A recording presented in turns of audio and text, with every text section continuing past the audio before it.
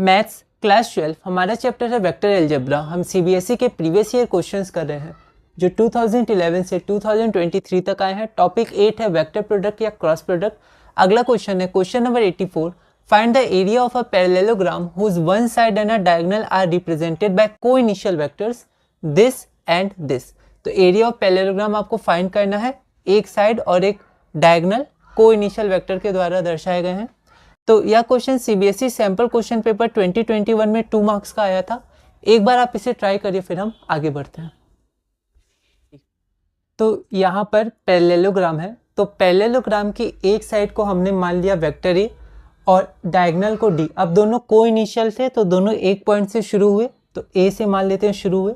यहाँ पर A B C D हमने पैरेललोग्राम मान लिया, एक साइड को वेक्टर ए मान लिया ए बी को, एक साइड उसका बी हो जाएगा बी सी, उसको वेक्टर बी माना और डायगोनल को डी मान लिया ए सी। तो ए और डी की वैल्यू गिवन है। Let the given side and diagonal of the parallelogram be represented by vector A and vector D respectively. तो गिवन के अनुसार जो हमारा वेक्टर ए है वो ये वेक्टर हो गया और वेक्टर डी ये वेक्टर हो गया। ठीक है, अब आपको ध्यान रखना है कि एरिया ऑफ पैरेललोग्राम क्या होता है, दोनों साइड, जैसे अगर एक साइड ए है और उसके बगल वाला साइड बी है तो ए क्रॉस बी। ठीक है, तो हमें ए पता है और डी पता है पर बी नहीं पता है। अगर बी पता चल जाए तो ए क्रॉस बी कर देंगे और उसका मैग्नीट्यूड एरिया हो जाएगा। ठीक है, तो यहाँ देखिए, from triangle law and triangle ABC, triangle ABC में अगर हम वेक्टर लॉ ट्रायंगल लॉ लगाएं वेक्टर एडिशन का, तो a plus b is equal to d, तो डायरेक्ट लिख दिया b is equal to d minus a triangle law से।